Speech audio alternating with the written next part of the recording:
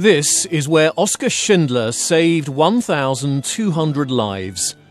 Jewish prisoners on Schindler's List were brought here from Auschwitz to make munitions for the Nazi war machine. The factory is in Brněnec, in the present-day Czech Republic. After the war, it produced textiles until closing down in 2008.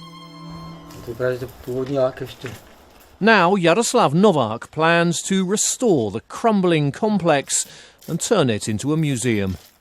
Člověk, když sem přijde, aby nastal tu atmosféru, aby se vrátil o 70 let naspět a uviděl to přesně v realistické podobě, jak to tady bylo. To znamená, že tady chceme vybudovat strážní věže, elektrické oplocení, ty hlídky SS s vlčáky a ze psy.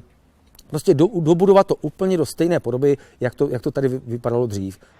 An exhibition tells the story of Oskar Schindler in the nearby town of Svitavy, where he was born into an ethnic German family. During World War II, he owned factories in Poland, employing Jewish slave labour.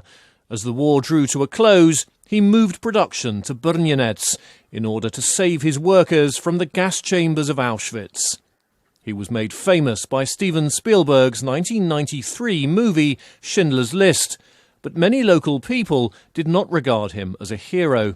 U nás ve Svitavách bývávalo, cokoliv je německé, tak je špatné. Tak si ho pamatovali opravdu jako takového hoštaplera, člověka, který neměl žádné zábrany, který tady jezdil po Svitavách, který měl rád alkohol, měl rád ženy. These were all aspects of Schindler's personality, but so too was the courage and resourcefulness he showed to save so many people. When the film came out, the town erected a monument to its famous son. The plaque was supposed to be on his childhood home, but the owner refused, so it stands across the street. Lidi tady trpěli, umírali, žili v úděsných podmínkách. Jo, takže je to i místo utrpení, kde bychom měli jejich památku taky trošku důstojně uctít. Novák's plans for a museum here are at an early stage. His charitable foundation has gained ownership of the site, but now he needs to raise funds to conserve and restore it. For now, the buildings that provided sanctuary to hundreds of people continue to crumble.